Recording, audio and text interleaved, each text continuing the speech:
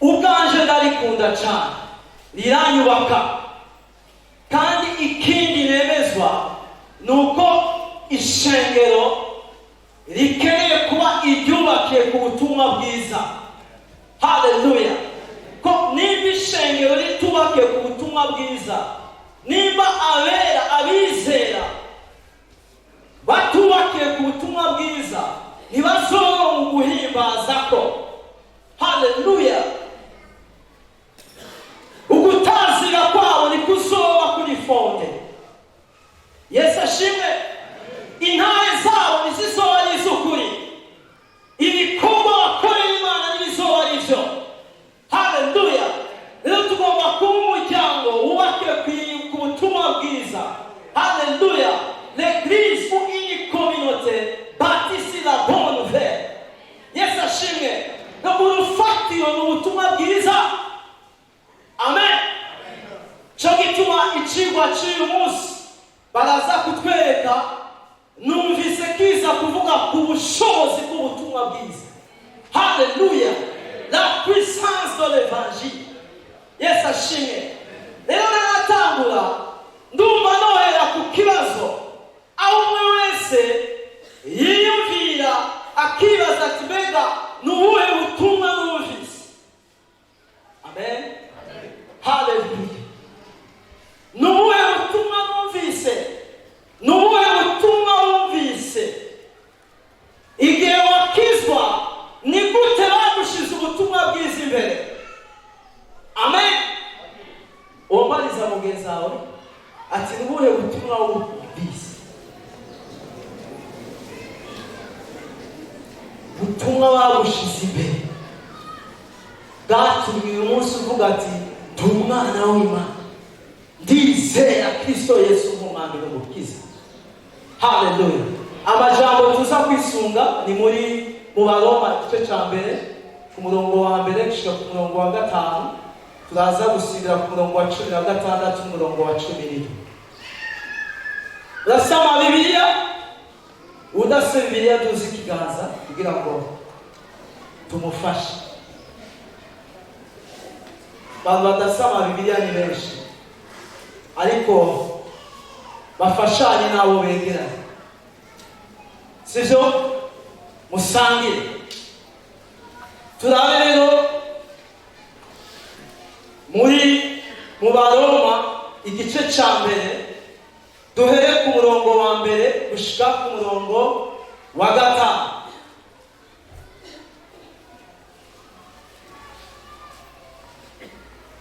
Nimba tugomba kubona cyane igihe turiko turiyumvira ubutumwa bwiza n'ubushobozi, ubwa mbere numva umenga nk'ishengero tugomba kumenya ibigize ubutumwa bwiza. Haleluya. Amen. Cyane icyo twokwita les éléments de l'évangile. Ibi rero ni ibintu umenga turabimenyereye, ariko burya uwizera wese aho ari hose agomba kugira icyo yishuye kuri aya majambo. Yesu ashimwe. Amen. Ugomba kumenya ubutumwa bwiza ni iki. Ubutumwa bwiza burimo ibi n'ibi. Aha dusomye aha mu Baroma igice cya mbere ku murongo wa mbere gushika ku murongo wa 5. Paulo umugurano wa Yesu. Abaroma igice cya mbere duhere ku murongo wa mbere gushika ku wa 5. Paulo umugurano wa Yesu Kristo nahamagariwe kuba intumwa, narobanuriwe ubutumwa bwiza bw'Imana, ubwo yasezeraniye kera mu kanwa kabo yavugisha mu byanditswe byera, buvuga iby'umwana wayo yavutse mu rubyaro rwa Dawidi mu buryo bw'umubiri, yerekanywe ko ari umwana w'Imana mu buryo bwa mpwemu yera. Ukuzuka kwiwe kwabyerekanishije ubushobozi, niwe Yesu Kristo umwami wacu. 5, niwe yaduhesheje ubuntu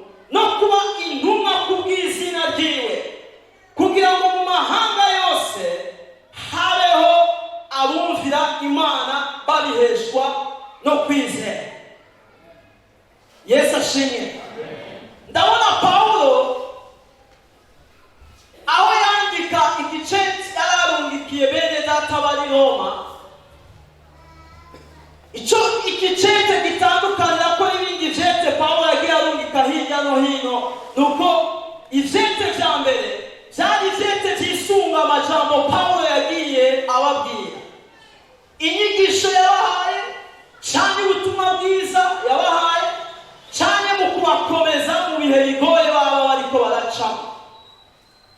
Itandukaniro n'igicete cy'Abaroma nuko yandikiye abantu atarabonana nabo, cyari icete kimwitangira imbere.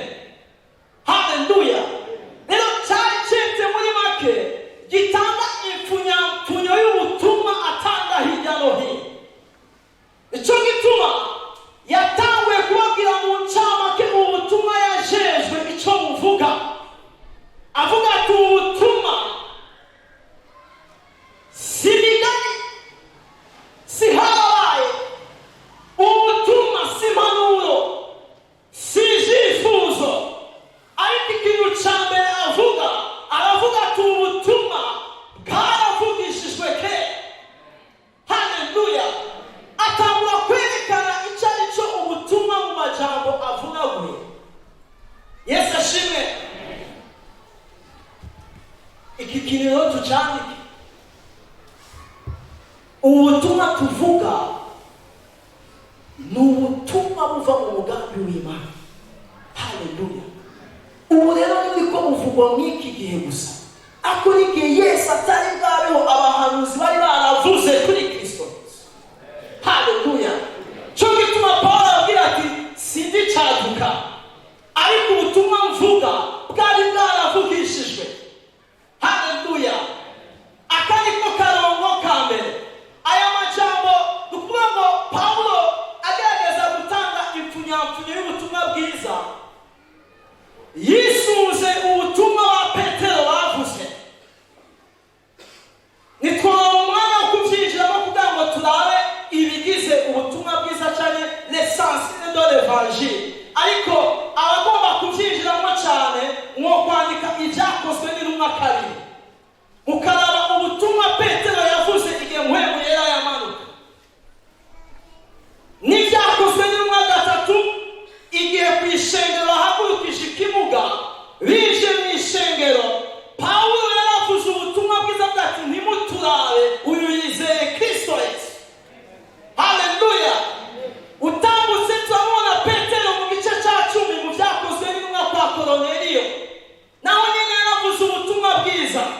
Rero ugiye kuraba amajambo Petero yagiye aravuga aho hose, niyo Pawulo agerageza kugaruka ko naho we atabivuga byose.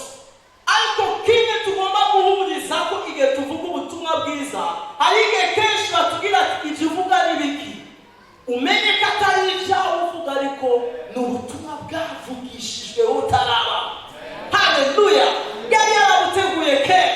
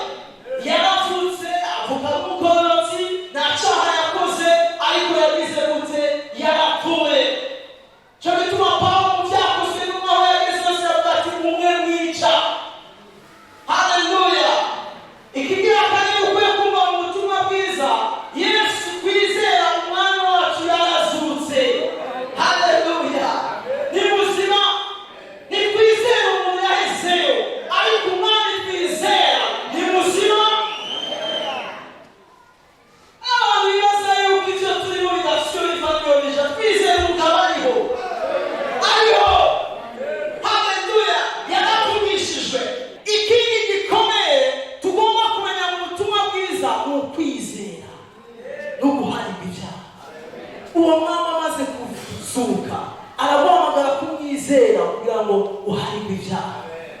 Yesu ashimwe. Haleluya. Aho ngeze ku karongo ka 5 bagiye barandi. Akarongo ka 6 ile osiye. Yesu ari mu ijuru, ari buryo bwa data, iri hene araganje, n'umwami w'abami.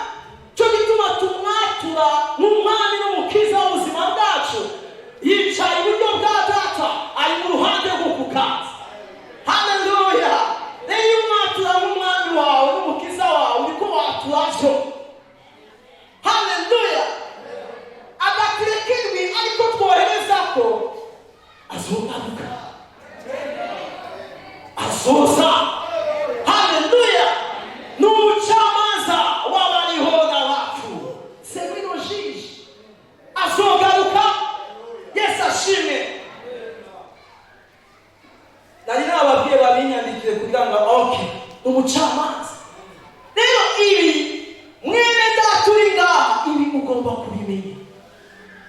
Ntihakagire ukudefia ngakubaza ati ibyo urimo ni biki. Rero aho tunanirwa nuko batubaza ibyo turimo tukayoberwa kuvuga ibyo turimo. Yesu ashimwe. Haleluya. Abo rero n'abantu b'abanyetelektuwele bize batazi kuvuga ibyo barimo. Ni ikibazo gikomeye. Haleluya. Iyo umunsi bwa kabiri ikintu ugomba kwihutira kumenya ni ukubaza ibyo winjiyemo. Ibi bintu ninjiyemo ni biki? Bisiguri kugira ngo bamwe mwiganye muri za Swede ntibaze bavuga ati dushaka kuvuga ibyo urimo. Yesu ashimwe. Haleluya. Amen. Rero ubutumwa bwiza si harabaye, c'est pas l'histoire. Yesu ashimwe. Si bigani. Rero kugira ngo twegere imbere, ibisima ko ubitondeshe igihe uri kumwe n'umuntu, ugomba kubwira ubutumwa bwiza. Nta tegeko rari yuko ubitondeshe. Wewe urashaka kubitangwa mu buryo ngwemuyera kurongoye. Igikuru ni ukutegeza kuzi l'essentiel de l'évangile. Haleluya. Ngiri tanguriro y'ishengero rikomeye. Ni ishengero ryicayemo abantu batahura ibyo ari. Benshi bazi ko ibyo turimo bigomba kumenya pastori gusa kugira byigishe. Oya, naho yoba lisanse kubimenya ubwa mbere, arahamagarirwa kubicengetereza mu bari imbere yiwe. Haleluya. Amen. Ikibazo gihari nuko iyo tugeze imbere y'abantu usanga tubabwira ati ndakwifuriza gukizwa. Si ukwifuza. Ntukabwire umuntu uti ndakwifuriza gukizwa. Nuko uri kumubwira ibyo udashoboye, ibyo utazi. Ntukabwire umuntu icoguha agakizwa. No, si ibyifuzo. Haleluya. Kenshi ayo majambo aba ari amajambo ari mu bwoba, kutubahuka. Ariko kutubahuka kukavana no kutamenya. Haleluya. Iyo uvuga ati umuntu akeneye gukizwa, mubwira ati mwene data, Kristo Yesu yapfiriye abantu. Epfodiza kuko Kristo Yesu kuko yapfuye. Ashaka kukujyana mu bintu byinshi, mubwira ati mwene data kuko kumwizera icyo gituma navuye mu busambanyi. Shinga intahe. Uvuge ngo uramwifurije, oya, gendera ku bintu bifatika. Haleluya. Mubwira ati kubw'ibyo nicyo gituma nagikora amafagitire ya fo ku kazi kuko kumwizera. Haleluya. Yesu ashimwe. Cyo gituma nacira, cyo gituma nakibesha, cyo gituma umunsi bantumye ndarura. Haleluya. Kuko kumwizera. Uwo muntu aratangura kumva ko ibyo uri kuravuga bifite urufatiro. Akubwira ngo uragakizwa. Aragakizwa gute? Ndakwifuriza gukizwa. Icyo ugakizwa, uzokizwa. Si uko bimeze. Haleluya. Tugende mu Baroma ni igice cya mbere dusibire ku murongo wa 16. Rero niba tugomba kuvuga ubushobozi bw'ubutumwa bwiza, tugomba kumenya ubwo butumwa bwiza buvugwa n'iki. Haleluya. Mwene data wese ari agomba kuba abizi. Amen. Haleluya. Ikindi kintu nagomba kuvuga ko nagomba kuvuga ukuvuka bwa kane. Rusari agakiza. Yesu ashimwe. Haleluya. Amen. Aya majambo aramfasha. Yesu ashimwe. Haleluya. Icyo gituma dukwiye kugaruka ku butumwa bwiza twumvise. Amen.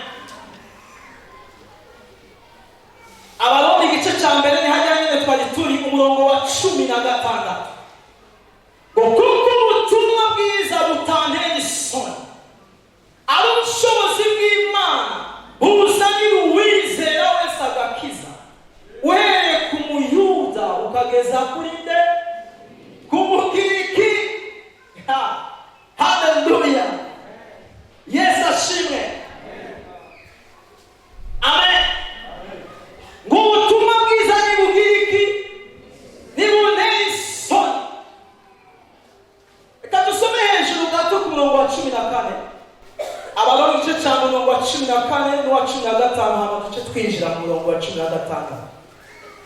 Abagiriki bo n'abanyamahanga bateragura, abanyabwenge n'ibipfu ndi n'umwenda wabo. Icyo gituma cyaho ku bwanje niteguye kubwira ubutumwa bwiza namwe muri Roma. Haleluya. Pawulo ati abagiriki. Iyo avuga abagiriki, ce sont les sages, abantu b'abanyabwenge, les gens intelligents.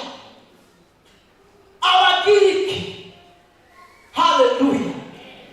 N'abanyabwenge n'abanyamahanga bateragura. Abandi avuga ni bande?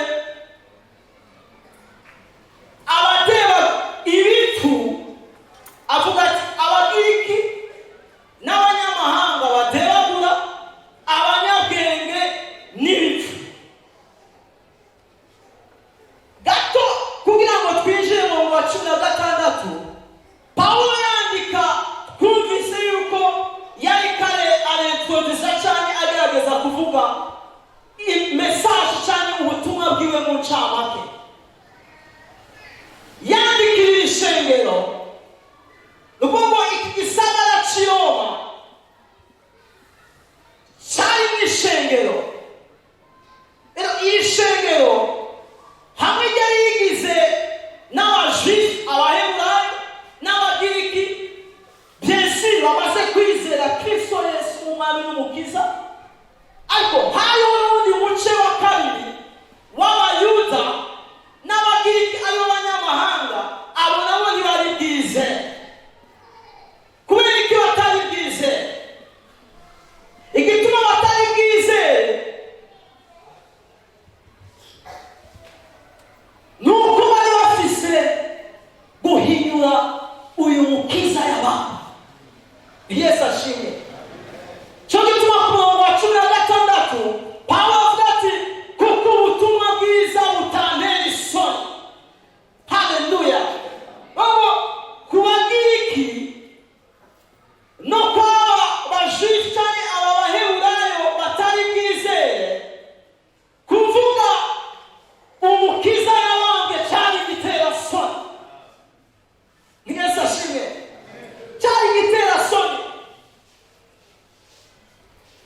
Hayandi majambo n'itibu yasome Pawulo yandikiye Abikorino mu gice cya mbere cy'Abikorino, ikigabane cya mbere igice cya mbere ku murongo wa 22. Pawulo avuga ngo abagiriki barondera ubwenge. Barondera ubwenge. Kuri 23 akavuga ati abagiriki Yesu Kristo yabambwe kuri bo n'ubupfu. N'ubupfu kuvuga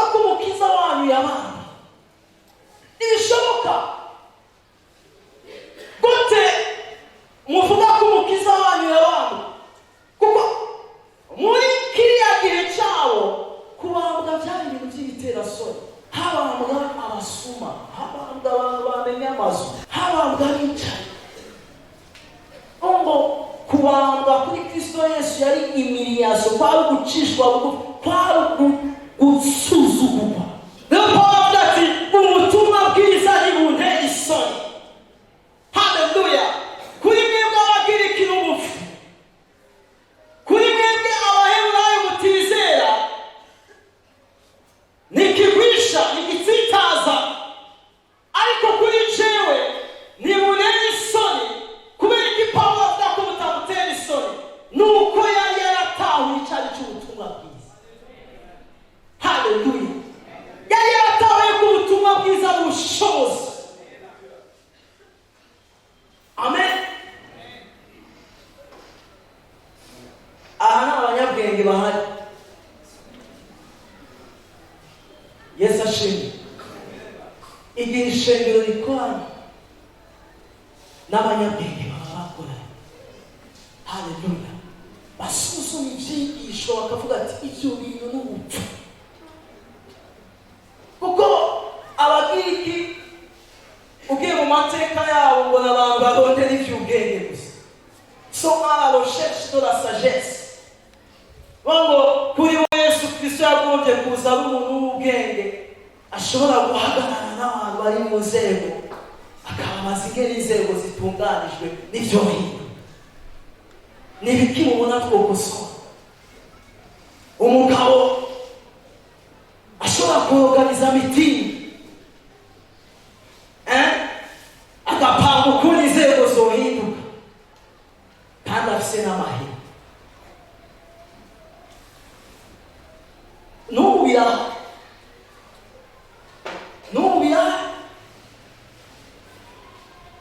bavuga ati ibyo bintu tugerageje kubyiyumvira ko ntidushobora gushyira ibyizigiro mu muntu yabambwe. Haleluya. Ariko Pawulo ndamukunda avuga ati ubutumwa ntibuntera isoni, kubera ko yari afite ubushobozi. Pawulo yari yarabonye igihe avuga ubutumwa abantu bakomeye bihana. Haleluya. Yari yarabonye mu ishengero mu masinagogi abakuru b'amasinagogi bakizwa. Pawulo yari yarabonye mu badandaji abantu bafite amafaranga bakizwa. Pawulo yari yarabonye abadamu b'icyubahiro biyubaha bafite abagabo bakomeye bakizwa. Ngo yari afite experience y'ubutumwa bwiza bu. Rero ati ntibuntera isoni, Pawulo yavuze atabura atokizwa. Haleluya. Yesu ashimwe. Mbariza mugenzi wawe ati ninde wiyumvira ko atokizwa? Personne. Ntabwo atokizwa bene data. Yesu ashimwe. None ni gute twari gukizwa? Yesu ashimwe. Ahagaze aho bagahebuza ngaho. Abantu basa amateka kabisa original. Pinchake. Akurukundo kwa Kristo niko rwatuzanye. Haleluya. Amen. Pawulo yari yarahishuriwe ibanga yuko umuntu wese, tonto wawe, papa wawe yakuze gukubita izo gupfa, umuti uhagarara imbere, umwashitse wiruka, urya iyo watahuye n'ubushobozi bw'ubutumwa bwiza, arakiza. Pawulo yarirabira ko akaraba icyo yararike, ko nawe yandika avuga ati mu Yesu yazanye jewe Pawulo ndagahebuza. Haleluya. Ndawe bagahebuza abandi bari ngaho, abo Yesu yazanye bagahebuza. Oh, Imana ishimwe kuri bagahebuza. Yesu yakiriye neza. Haleluya. Pawulo yavuze igihe cyose umuntu aciye bugufi munsi ya Kristo Yesu, agaca bugufi munsi ya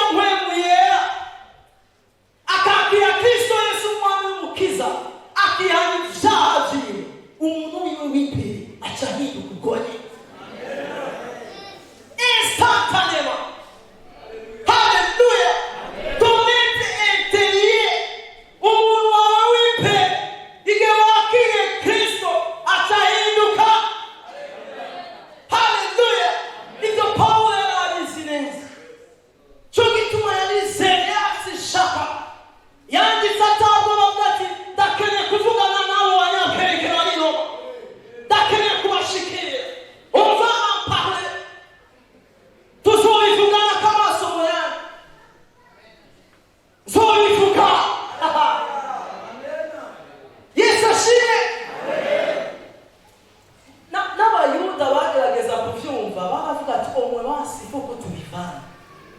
Il faut ko habaho 50-50 dans le moi et la foi. Obwebasi aho turashobora gukora. Iyo hari Kristo utavanze mudakora. Fata boki umupangire na koka turashobora kwicara. Bashaka kumira sukari yonyine.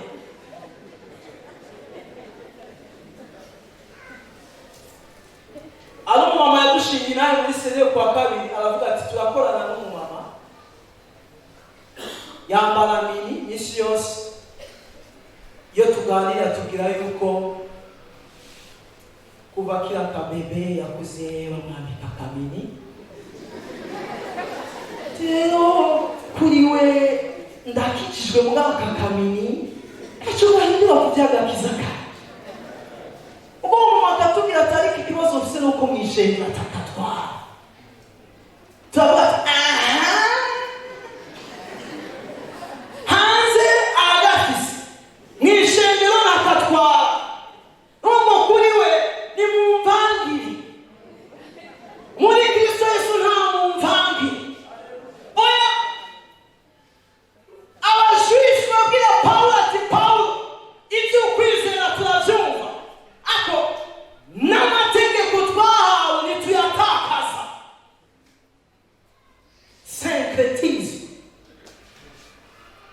Syncretisme ni mélange. Aho abantu bavanga ukwizera bakakuvanga n'ibyanditswe. Ibya Yesu nibyo turiko turabyumva turaje ko Imana igukoresha mugabo ntitugomba gutakaza circoncision. Ugukeka twakuguma. Kuko nitwokwemerwa n'Imana twataye ubukebe. Turizera mugabo dukebe. Turizera mugabo tutegerezwa kuguma tuvera ku isabato. Turizera ngo tutegerezwa kwama dusuzuma izi nyama ziri muri bushe iyo zaje ziri. Tugomba kwama dusuzuma ibyo turya. Yesu ashimwe. C'est la poisson. Ukwizera konyine niko gutuma abantu bahinduka. Haleluya. Yesu ashimwe. Bene data nimuze tureke kuva. Haleluya. Nimuze tureke kuva. Byari biryoshe ko izo muzu ngufi tuzishiraho. Ako turiko turabiva. Haleluya. Reka tubikumize muri autoroute. Bamaze kubona ari iyo wambaye akabindi cyane uri kuramo akaboke karimo koka. Umeze nk'umushoferi ari mu barabara mugabo kubita bari kuba. Umuca abantu gutsinzi bakubita kutukagaruka kubita kutukagaruka gumayo. Niki kikugumiza mu nzira la puissance de l'évangile. Ubushobozi bw'umusaraba, ubushobozi bw'ubutumwa bwiza nibwo bushobora gutuma umuntu aguma mu nzira. Haleluya. Yesu ashimwe.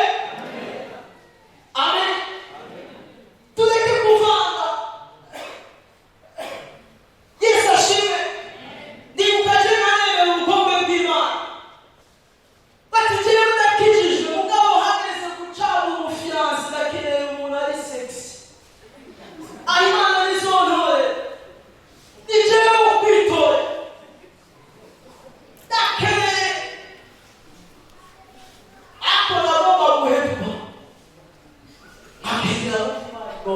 Kugira mure na mamaje. Haleluya.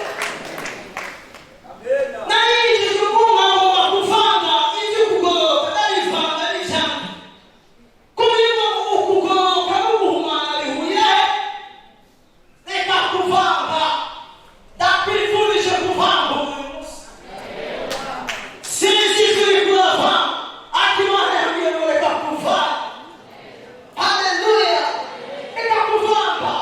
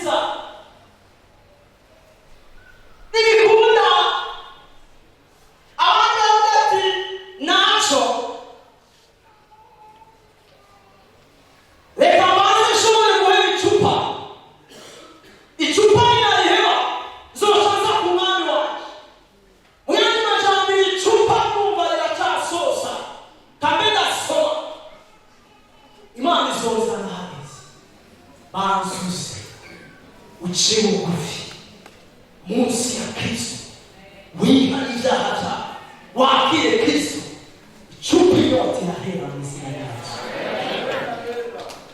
Hallelujah. Amen. Yesu ashimwe. Leo agakiza kama ukwizera Kristo Yesu na udatanga agakiza. Hallelujah. Amen. Paulo afise ubushizi bw'amanga mu butumwa bwiza yarasika kamuru n'umwe atokizwa niyagira umuntu azogukanga aroni mu mabanga yo gushinga intara avuga ati anese atemo majera ariyumvira avuga ati none kwereka iyo tugiye kubarara gushinga intara kuvuga ubutumwa bwiza usanga twigisha ku bakarani kweki tugira abakarani gusa kweki tugira abantu bambaye amabutura acafuye harimo kutiyemera ntituratanga evanjili cyacu babantu turaba tukabaraba uko twishakira aho bakeneye ubutumwa bwiza uwo mumama aravuga ati uyu munsi ngiye guhagarara kuri ambasade des Etats tahagarika abaplato kandi turavuga. Haleluya.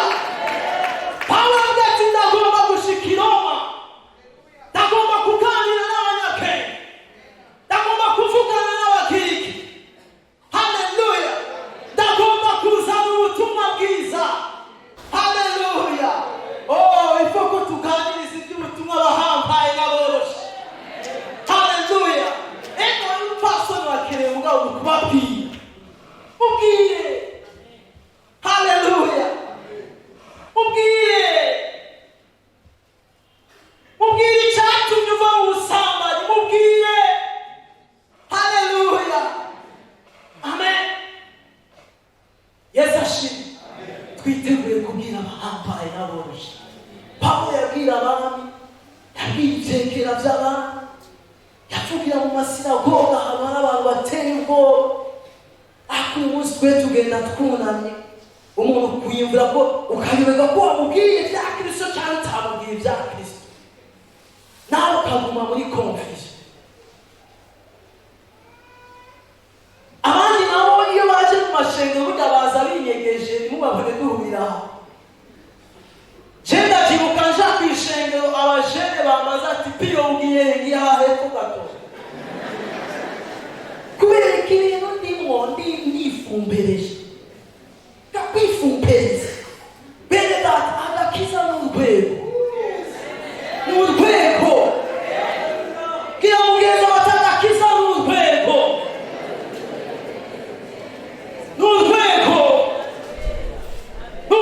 rusa n'abakomeye n'urwego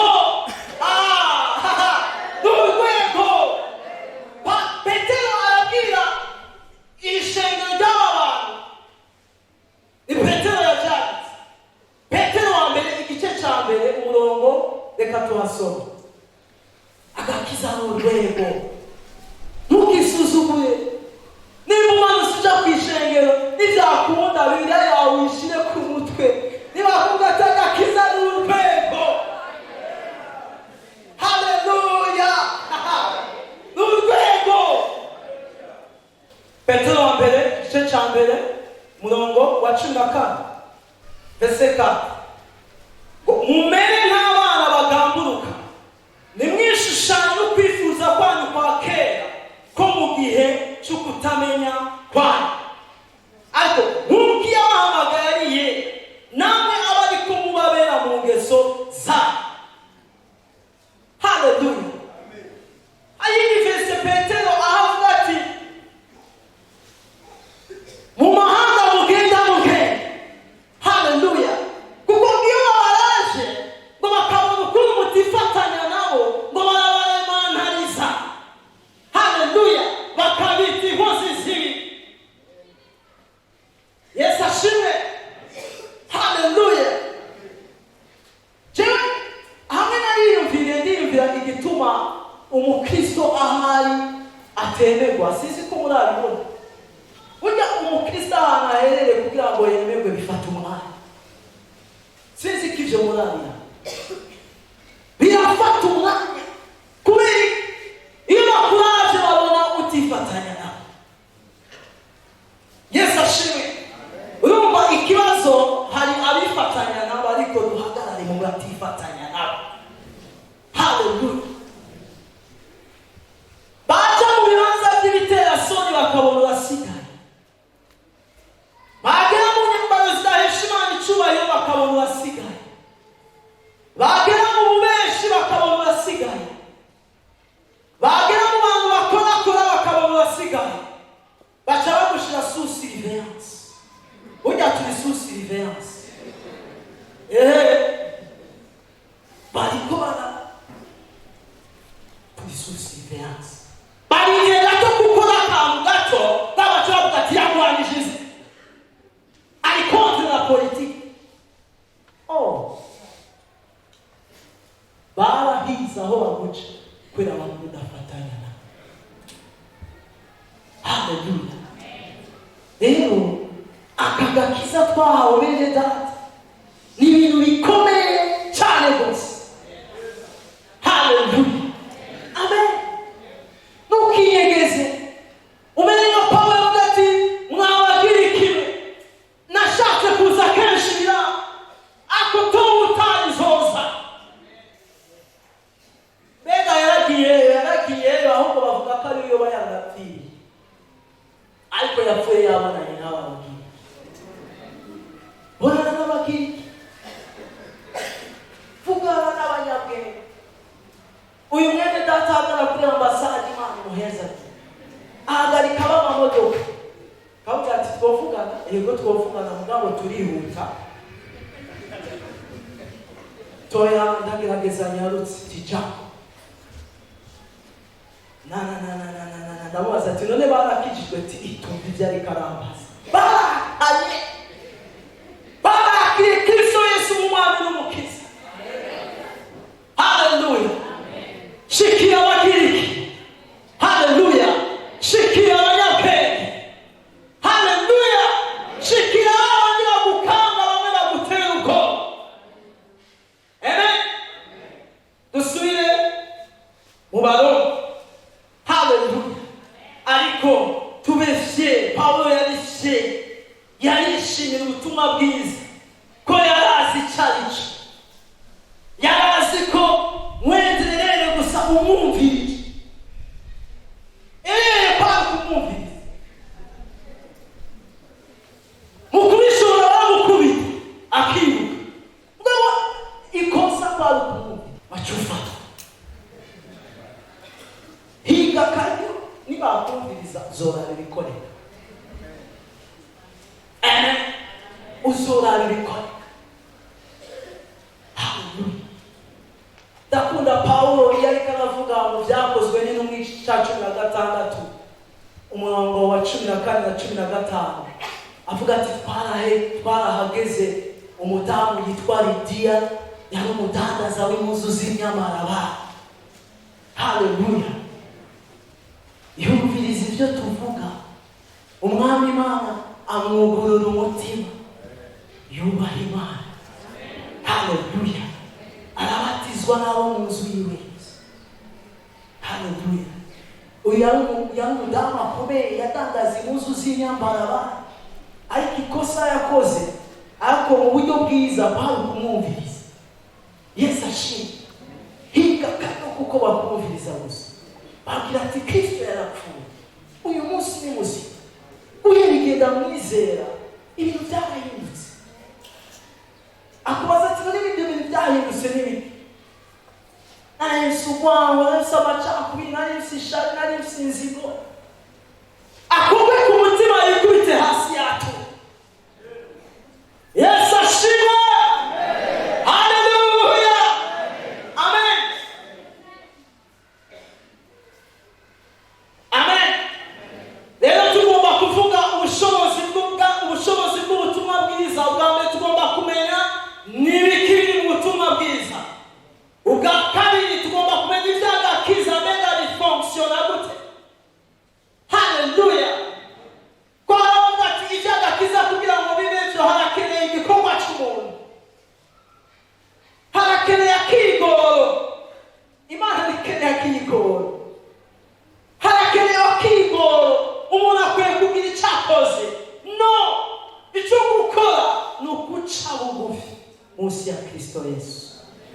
mpemu yera niyashika muri wewe, transformation iraza kuba.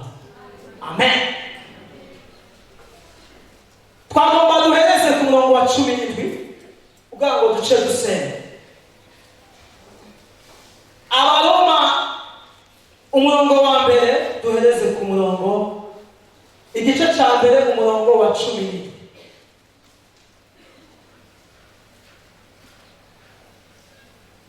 Hallelujah.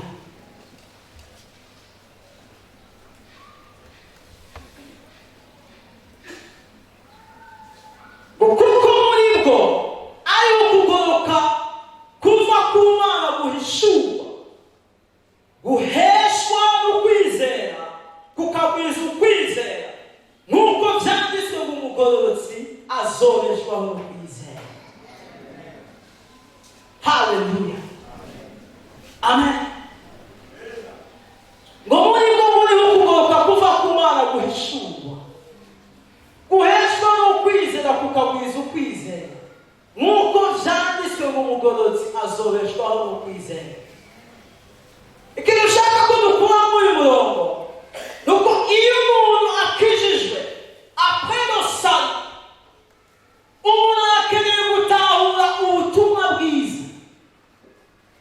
Yesu ashimwe. Amen. Inambuko ya mbere y'ibigize ubutumwa bwiza ni inambuko ituma tutabadepenize mu bintu turimo, twaraciye ku ntebe y'ishuri cyane turi abantu badasa, abantu bafite ubwenge. Alo. Ariko iyi ntambuko ya gatatu ni intambuko ikomeye, aho umuntu amaze kwizera ashingwa mu butumwa bwiza. Hallelujah. Aha rero munyumvirize neza, harakomeye cyane. Être fondé dans l'évangile. Umuntu yakishijwe n'ashinzwe mu butumwa bwiza. Mpemu yera yamwuguye umutima, yakira Kristo, aronka kugororoka muri we. Ariko rero uyu munsi arakeneye gushingwa mu butumwa bwiza. Hallelujah. Amen. Gira mugenza bati urakeneye gushingwa ubutumwa bwiza. Mu yandi majambo urakeneye gutahura ubutumwa bwiza. Iyi ntambuko rero bamwe barayigerako, abandi ntibayigereko. Ako ntituzoba mu bushobozi bw'ubutumwa bwiza igihe utashize gutahura ubutumwa bwiza. Hallelujah. Narabanye n'umukozi w'Imana, icyo gihe sinari bwakizwe, mugabo yatahana ama-envelope y'amashikanwa muhira. Ariko arakura ipantaro nkabona aranje gukuraho ama-envelope agakubita ngaho. Nayarabona ariko amazi. Narari inyuma ariko amazi. Abona handitse ko dini.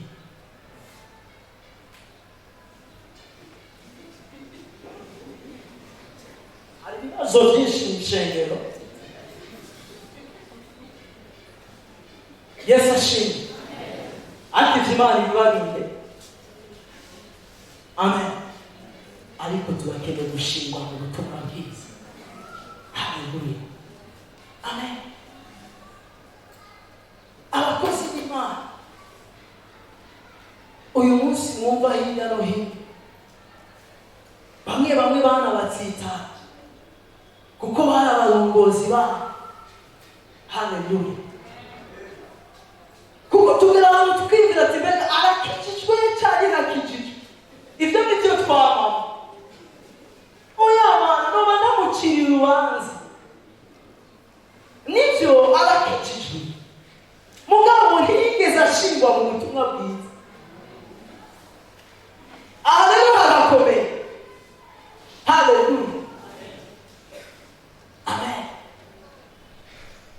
Ndibuka bwikizwa mfise umuriro mwinshi wo mu gakiza, kuko anteta twabazanije ubutumwa twumvise. Jewe ujya nta ubutumwa numvise, naje kuri Kristo ngwaye.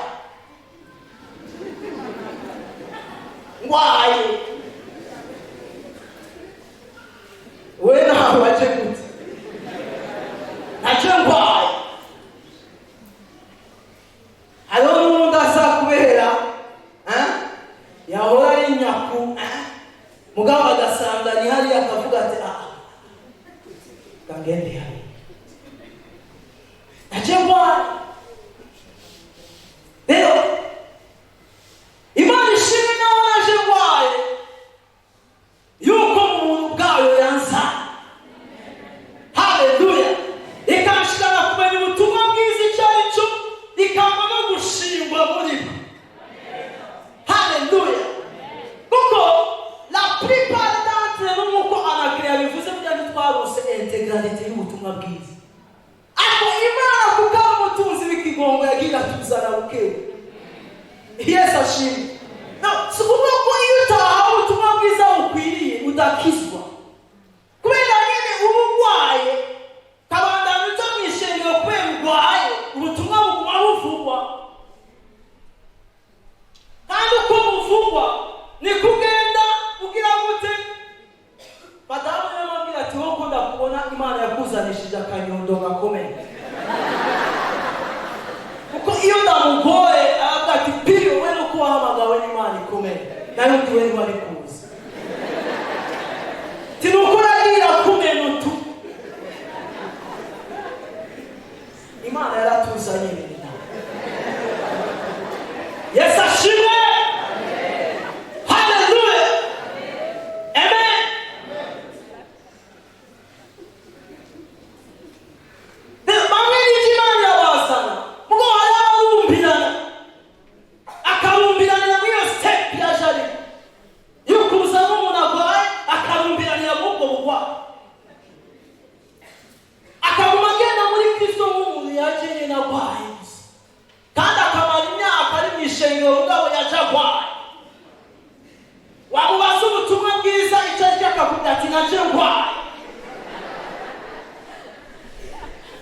No. Hallelujah. Rero Imana ishimye ko naho tuza tuba, naho tuza twarivye, naho tuza twarafunzwe tukamerererwayo nabi tukaza, Imana mu muntu bwayo igendera duha gutera imbere. Hallelujah. Ako rero hari abadatera imbere kandi umurani yagira n'Imana ugasanga arashitse imbere ugasanga sikari umujenama mw'ishengero. Rero yagoye ko umuntu w'umujenama mw'ishengero atashizwe mu butumwa bwiza, kuko muri bwa bujenama bwiwe atahana ama-envelope y'imeza. Hallelujah. Amen. Umupastori umwigeme yamwitura amubwira ati abakozi b'Imana twahuye vraiment nta kindi bakoze atari kubandanya nyine barondera bijya nyine, nawe nyine agaca amubwira ati niko bumeze. Niko bimeze biragoye hajya byakiriye niho dutanguriye. Ugasanga abantu bagumye bononeka. Hallelujah. Cyane ugasanga umuntu yageze imbere y'itorero n'umurongozi mugabo we yaje yironderera ikoti. Ko hari undi mwene data yatubwiye ati ari umuntu yambaje ati mbe burya muri irya shengero ryanyu abavugwa gutuma abakozi b'Imana bafata gute? Bafatwa gute? Teka nanje burya ndumuvuga gutuma. Mugabo urumva aje arondera ingene bafatwa. Uwere tagiri ubuntu bw'Imana musa aca kwingirira hagati. Aca habera ibikuru. La compréhension de l'évangile et ushirwa ubutumwa bwiza. Aho bicara kuvuga ati qu'est-ce qui s'est passé? Vyagenze gute? Kuna wana wakristo ntababona nk'abayisiko, ntababona nk'abantu bagowe, ntababona nk'abantu bibwira ko kuba dukishije twagize ingorane mu buzima. Abona kumviriza bamubwira kubwira ati ngo n'ingorane wahuye nayo ni yawe. Gushaka ko wagize ingorane mugabo iyo ngorane yarikuza. Amen.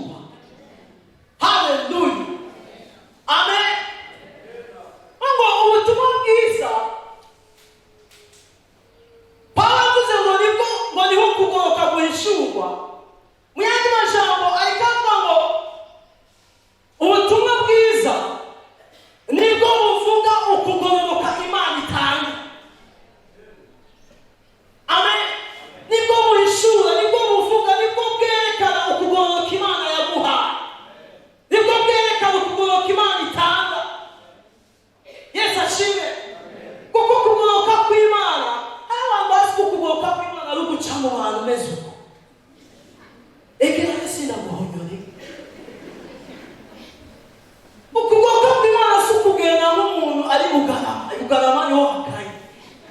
Uhageze naho utangura harakaye. Ubutumwa bwiza ni ukumenya ukenda. Alo bwira mugenzi wawe ati ni ukumenya ukenda. Yesu ashimwe. Nishurirwa ni ukumenya no gutahura. Amen. Yesu ashimwe. No ukugororoka sigihe ugenda umeze uku ako ukugororoka kw'Imana no gutahura ugendana. Cyo gituma rero umuntu uzobona agerageza hanze gukora ibigororotse akagerageza kuba umuntu mwiza mugabo imbere kandani ndani aliamini. Amen. Umwami wabwiye ako mu butumwa bwiza niho ukugoroka kw'Imana kugira gute guhishurwa. Yesu ashimwe. Iri jambo ukugoroka ubundi ni jambo bakoresha mu butungane cyane mu bucamanza, aho uwera bamweza sivyo, utagira icyaha bamwambika izera, uwagiga icyaha agahanwa akabakondana. Mu buryo busanzwe mu bucamanza nuko bimeze. Mugabo Paulo hari akabiri. Imana ntiyejeje abera, akimana yejeje abagirizwa. Yesu ashimwe. Watahure ko harakomeye. Ndabahantu gushingirwa mu butumwa bwiza bihagaze. Haleluya. Imana niyejeje abayinosa ko mu buryo bw'isi beza be, ako mu buryo bw'inkwero Imana yejeje abari kontani. Yesu ashimwe. Haleluya. Haleluya. Ari umurongo uri mu Bikorinto ba mbere igice cya 6 umurongo w'icenda. Pawulo niwe yereka Abikorinto ababwira ati muri mwebwe harimo abasambanyi, harimo abasuma, harimo abahomosexuel, harimo ababeshi, harimo imborerwa. Arababwira ibyaha byose ati muri mwebwe barimo, mugabo hababwira ukuvuga ngo haba harimo n'abandi. Muri mwebwe harimo abameze. Ariko rero mwatsindanishirijwe.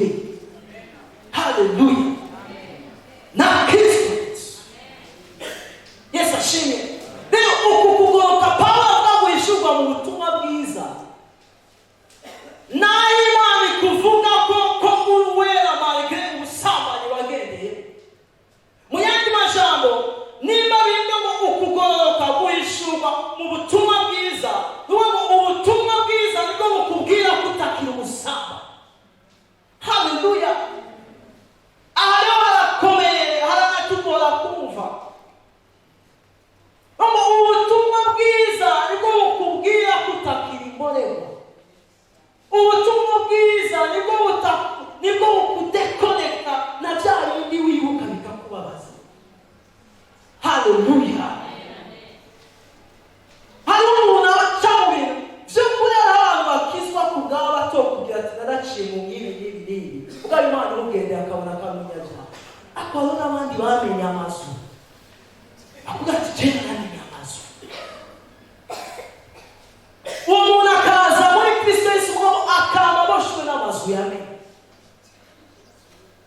Uwo muntu akeneye gushingwa mu butumwa bwiza, akamenya ko Imana itamurarira mu mazu yamenye, ariko imurarira mu kugororoka itanga. Ukugororoka si ikintu tumerita. Oya, si ikintu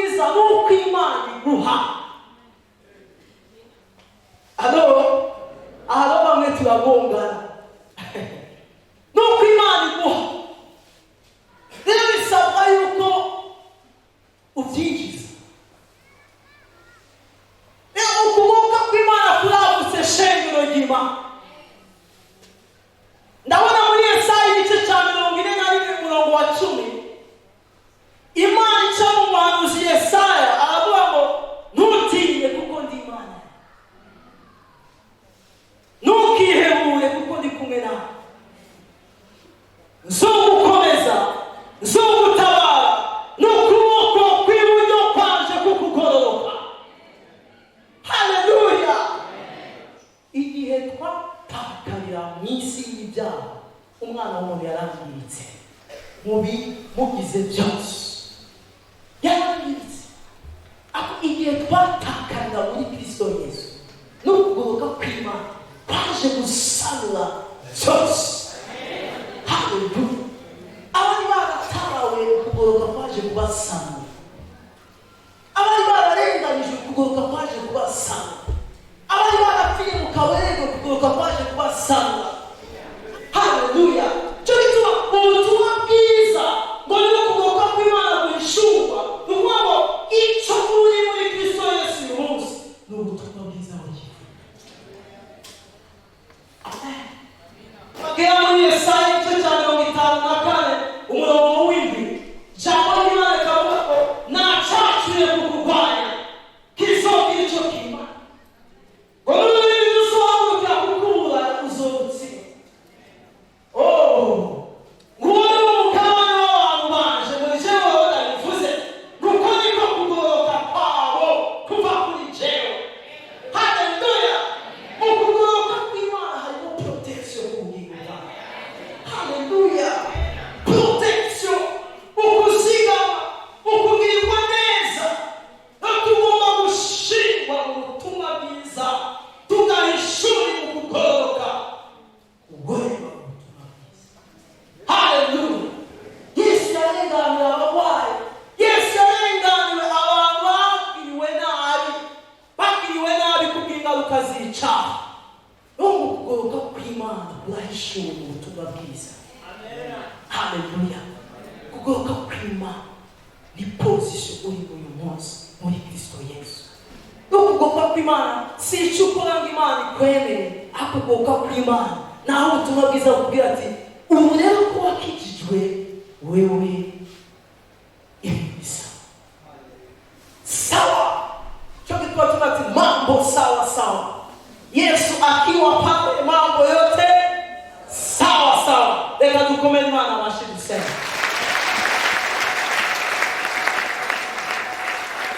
Haleluya. Rero ndagomba gutumira umuntu wese ari ngaha akeneye kwakira uwo Yesu tuvuga. Haleluya. N'ubushizi bw'amanga bwinshi aduza ikiganza. Imana iguhezagire, Imana ikugirire neza, Imana ibahezagire. Namaze kubona batatu, ndashaka kubona uwa kane n'uwa gatanu n'uwa gatandatu n'uw'indwi n'uw'umunani n'uw'icumi bace baza ngaha tubasenge. Haleluya. Ntutinye, uduze ikiganza, dufashanye wakire Kristo Yesu nk'umwami n'umukiza. Haleluya. Kugoroka kw'Imana si igihe umuntu agenda avuga ati sinkora ibicanye sinkora ibi. Ukugoroka kw'Imana ni ubutungane bw'Imana ku buzima bwawe. Haleluya. Ndabasabe bariya badugije muvyaguruke, mwigore muvyaguruke, mwongere mutere intambuko muze ngaha imbere tubasengere. Ati Mwami Yesu, uti Mwami Yesu, turatuye twatujakanwa kuri umwana kandi umukiza mu buzima bwacu. Turavyatuye kuko twumvise ko wapfuye, ko wahanga, ko wazutse. Uyu munsi duhamagara kukwizera no kwihana kugira ngo duharike ibyaha. Rero urakoze, ngwino mu mitima yacu, ufite amazina yacu mu gitabo cy'urupfu, uyandike mu gitabo cy'ubugingo. Turashimye ko twakira kugororoka, udufata ukuboko ugendane natwe mu buzima bw'agakiza. Reka dukomere Imana amashyi menshi, tujanuke n'ishengero, dusengere abarere data. Mana ndakweretse umuntu wese ari hano, ndakwingize Mana udusuke ko uguhishurira. Mana ndakwingize umuntu wese ari ngaha yumva umubwira ko atakiri icyo yararika. Ndakwingize Mana